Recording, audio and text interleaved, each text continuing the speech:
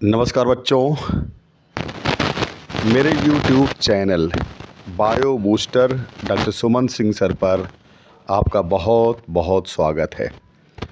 बच्चों, नीट 2023 के लिए मैं ये वीडियो आज डाल रहा हूँ, जिसमें बायोडायवर्सिटी एंड कंजर्वेशन से 20 अच्छे सवाल हैं। और आप वीडियो को देखिए बेटा जी। वीडियो अच्छा लगता है तो आपको लाइक और शेयर करिए।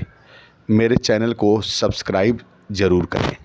तो चलिए मैं और आप मिलकर के 20 अच्छे सवाल बायोडायवर्सिटी एंड कंजर्वेशन के शुरू कर रहे हैं। पहला सवाल है, India is one of the 12 mega diversity countries with dot भरना है आप genetic resources of the world. आपको पता है कि पूरी दुनिया में 12 मेगा डायवर्सिटी कंट्रीज हैं, उसमें इंडिया भी एक है। यानी इंडिया को अगर निकाल दिया जाए तो 11 हैं, तो इंडिया प्लस 11। अब आपको पता है कि इंडिया के पास ये पूछ रहा है कि कितने % डाइवर्सिटी है। तो मैं आपको बता दूं कि इंडिया के पास कुल जो क्षेत्रफल है, लैंड एरिया है, वो 2.4% है। दुनिया के लैंड एरिया के 2.4%, लेकिन डाइवर्सिटी हमारे पास 8.1% है। तो इसका जवाब हो जाएगा 8.1%। वैसे ये प्रीमियर वीडियो होगा तो आपको टाइम भी मिलेगा जवाब देने के लिए, लेकिन पहला सवाल मैंने बता दिया। तो पहले का डी। क्वेश्चन नंबर दूसरा है, देखिए, the country whose tropical rain forest possesses the greatest biodiversity on earth is. Country का नाम बताना है जिसका ट्रॉपिकल रेन फॉरेस्ट जहाँ बहुत ज़्यादा डाइवर्सिटी है। न्यूयॉर्क है, साउथ अमेरिका है, इंडिया और इंग्लैंड। ये 4 ऑप्शन हैं, आपको पता होगा। जल्दी से जवाब दे दे तो मैं आगे बढ़ूँ। आपने जवाब सोच लिया होगा और आप दूसरा ही लगा रहे हैं। क्वेश्चन नंबर 2 का बी। नेक्स्ट क्वेश्चन की तरफ पढ़ते हैं। Alexander one Humboldt describe for the first time. क्या डिस्क्राइब किया था इन्होंने? पहला, ecological diversity, law of limiting factors, species area relationship, population growth and equation. तो आपके पास 2 से 3 सेकंड का टाइम है, ज़्यादा टाइम नहीं मिलेगा बेटा जी। आप 2 से 3 सेकंड के देख लें। और मेरे समझ से आप जा रहे होंगे किसके साथ? सी के साथ, species area relationship. Next question की तरफ बढ़ते हैं आगे। Question number 4। The organisation which publishes the red list of species is. Red list की बात कर रहा है, रेड लिस्ट की बात कर रहा है ये, रेड लिस्ट की बात कर रहा है ये। और ऑर्गेनाइजेशन का नाम पूछ रहा है, वो है क्या? ICFRE, IUCN, UNEP, WWF। Simple सा क्वेश्चन है और आपको पता भी होगा। तो क्या जवाब हो जाएगा? IUCN, international union for conservation of nature and natural resources. तो 4 का बी। नेक्स्ट क्वेश्चन की तरफ बढ़ते हैं। The term the evil quartet is related with.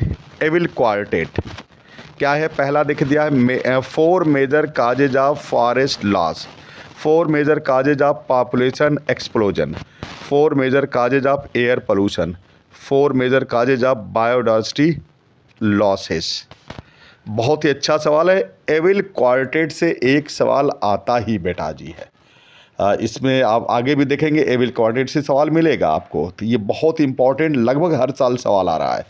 तो जवाब दीजिए। क्वेश्चन नंबर 5 का डी की तरफ आप जा रहे होंगे, तो डी हो जाएगा। क्वेश्चन नंबर 6 देखिए क्या है। विच of the following is responsible for biodiversity loss? Habitat loss and fragmentation, alien species invasion, को एक्सटिंक्शन, और ऑल ऑफ द अबव। तो जवाब दीजिए, किसके साथ जाएंगे? और आप डी के साथ जा रहे होंगे। आपको पता है जो एविल क्वार्टेट है उसमें से 3 यहाँ दे दिया है, habitat loss and fragmentation, alien species invasion और को एक्सटिंक्शन। इसमें महत्वपूर्ण जो कारक है बायोडायवर्सिटी लॉस का, अगर एविल क्वार्टेट में एक आपसे अगर पूछा जाएगा तो आप हैबिटेट लॉस एंड फ्रेगमेंटेशन के साथ जाएंगे। वैसे यहाँ तीनों है, इसका जवाब तो डी जा रहा है। तो बहुत ही बढ़िया क्वेश्चन है। चलिए नेक्स्ट क्वेश्चन की तरफ बढ़ते हैं। Question number 7, which of the following is most important cause for animals and plant being driven to extinction? Drought and floods, economic exploitation, alien species invasion और हैबिटेट लॉस एंड फ्रेगमेंटेशन।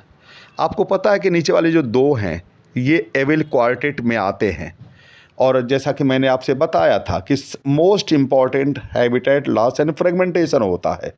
तो इसका जवाब आप बताइए, आपको पता चल गया होगा। तो आप जा रहे होंगे किसके साथ? हैबिटेट लॉस एंड फ्रेगमेंटेशन के साथ, डी। बहुत ही बढ़िया क्वेश्चन है। क्वेश्चन नंबर आपका 8, conservation in the natural habitat is. Natural habitat का जो कंजर्वेशन उसको क्या कहते हैं? इन सीटू कहते हैं कि एक्स सीटू कहते हैं कि जू कहते हैं कि बोटेनिकल गार्डन कहते हैं? Natural habitat conservation. Question number 8 किसके साथ जा रहे हैं आप? तो पहले के साथ जा रहे होंगे, in situ. Question number 9, how many hot spots of biodiversity in the world have been identified till date by Norman Mailer? आपको पता है 4 ऑप्शन दिए हुए हैं, 17, 25, 34 और 43। मतलब पूरी दुनिया में कितने हॉट स्पॉट हैं? हॉट स्पॉट का मतलब है बायोडायवर्सिटी रिच प्लेस, ऐसा स्थान जहां बहुत ज़्यादा बायोडायवर्सिटी होती है उसको हॉट स्पॉट कहते हैं। तो आपको पता है कि शुरुआती दौर में 25 हॉट स्पॉट आए थे, बाद में इस लिस्ट में 9 नाम और जुड़ गए। तो आपके जब पास तो जवाब हो गया होगा और आप सी के साथ जा रहे होंगे, 34। तो नेक्स्ट क्वेश्चन की तरफ बढ़ते हैं। चलिए नेक्स्ट क्वेश्चन की तरफ बढ़ते हैं। Question number 10, which one of the following areas in India is a hot spot of biodiversity? आपको पता है कि इंडिया में भी 3 हॉट स्पॉट है, वेस्टर्न घाट एंड श्रीलंका और इंडो बर्मा और हिमालयाज। तो यहाँ 4 ऑप्शन देखिए है, ईस्टर्न घाट्स, गंगेटिक प्लेन और सुंदरबंस वेस्टर्न घाट्स। तो इसका जवाब आपको तो पता ही चल गया होगा क्योंकि मैंने थोड़ा सा हिंट कर दिया है। तो क्या हो जाएगा इसका? डी हो जाएगा, वेस्टर्न घाट। तो बच्चों सुपर 20 क्वेश्चन के सीरीज में हम आधा पड़ाव तय कर चुके हैं, 10 सवाल तक पहुंच चुके हैं।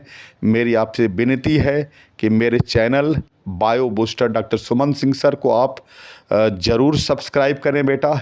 वीडियो देखिए, वीडियो अच्छा लगता है तो इसको लाइक और शेयर करिए। मैं आपके साथ 6 मई 2023 तक जुड़ा रहूँगा। 7 मई को आपका 7 मई को आपका एग्ज़ाम है नीट का, तो 6 मई तक मैं आपके साथ जुड़ा रहूँगा। तो इसलिए मेरे चैनल को आप सब्सक्राइब करें।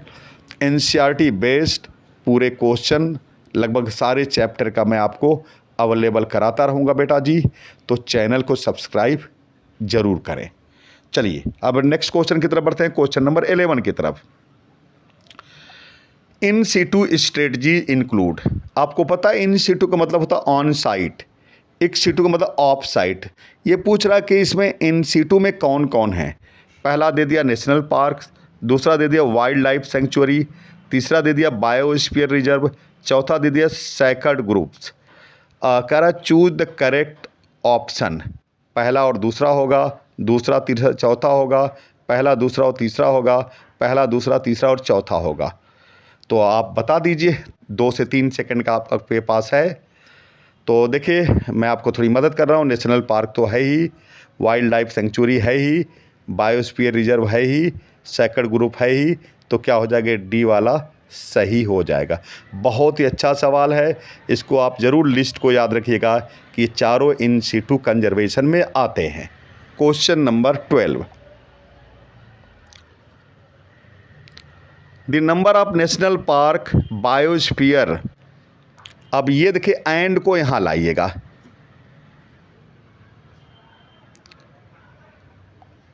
एंड को इसमें देखिए ये आपका कहाँ से बन गया, ये देखिए number of national park biosphere and wild life sanctuary of India, ये सवाल है। तो एंड को आप इधर लेके आएंगे, तो the number of national park biosphere and wild life sanctuary of India respectively are, पूछ रहा है।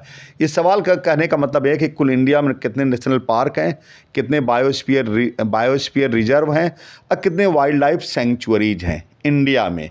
और आपको बताना है एनसीईआरटी का डेटा ही, जो एनसीईआरटी में दिया है।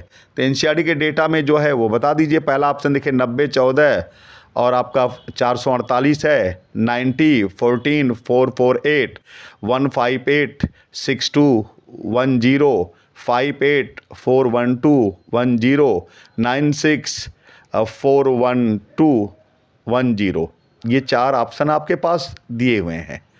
तो आप किसके साथ जाएंगे? पक्का है आप पहले के साथ जाएंगे, एक के साथ, क्योंकि 90 नेशनल पार्क हैं, 14 बायोस्फीयर रिजर्व हैं और 448 वाइल्ड लाइफ सेंचुरी है। एनसीईआरटी में 448 से 450 दिया हुआ है, तो ये भी अपने ध्यान में रखिएगा। शुरू में 448 लिखा है, लेकिन जो समरी लिखा उसमें 448 से 450 लिखा है। तो चलिए नेक्स्ट क्वेश्चन की तरफ बढ़ते हैं। क्वेश्चन नंबर 13, ये देखिए इन सिटू स्ट्रेटजी इंक्लूड, ये बहुत इंपॉर्टेंट, इन सिटू बहुत इंपॉर्टेंट है, पूरी लिस्ट है। कह रहा है कि इन सिटू में क्या क्या इन सिटू इंक्लूड करेगा।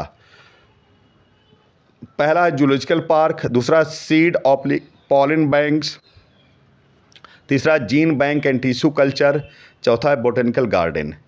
अब कह रहा चूज द करेक्ट ऑप्शन।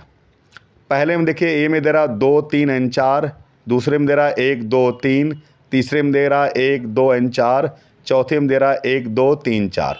अब मैं थोड़ी मदद कर रहा हूँ आपको। जूलॉजिकल पार्क देखिए होता ही है, सीड बैंक पॉलन बैंक होता ही है, जीन बैंक और टिश्यू कल्चर ये भी होता है, बोटेनिकल गार्डन भी होता है, तो सब तो हो गया। तो जाएगा क्या आंसर? डी चला जाएगा। लिस्ट याद रखिएगा, सवाल आपको देगा। नेक्स्ट क्वेश्चन की तरफ बढ़ते हैं। Question number 14, all of the following are included in in situ conservation except. कह रहा कि ये 4 जो दिए गए हैं उसमें 3 इन सिटू के हैं, एक नहीं है। जो नहीं है मतलब वो इन सिटू का होगा, उसी को छांटना है।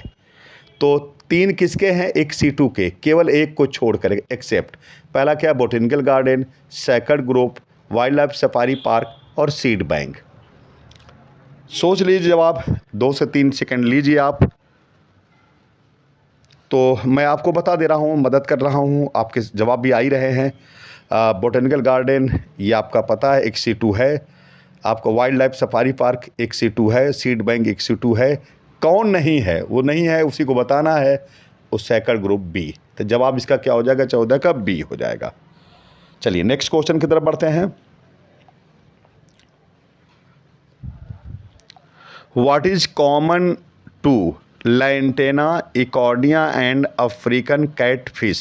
कह रहा क्या तीनों में कॉमन है? पहला all are endangered species of India, all are keystone species, all mammals are found in India, all the species are neither threatened nor indigenous species of India. 2 से 3 सेकंड है आपके पास। ABCD 4 ऑप्शन हैं, उसको 1 2 3 4 भी मान सकते हैं।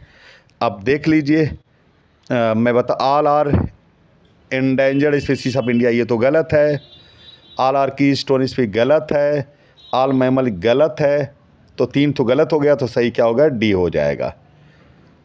तो नेक्स्ट क्वेश्चन की तरफ बढ़ते हैं। Question number 16,